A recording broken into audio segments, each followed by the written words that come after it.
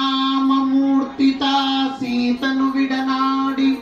ఏడ్చి అడవుల నెల్ల వెదకలేదా దరహరిశ్చంద్రుడు తరుణి నమ్మియుతో బ్రతుకలేదా దుర్యోధనుని చేత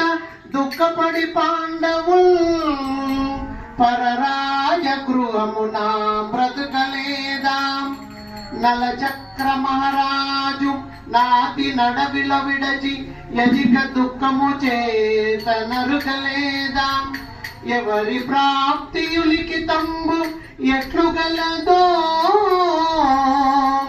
కాలమెప్పుడునొక రీతి గడువబోదు వినుడి మాయప్ప సిద్ధప్ప విహితుడప్ప కనుడి కరమొప్ప కవి కుప్ప కనకమప్ప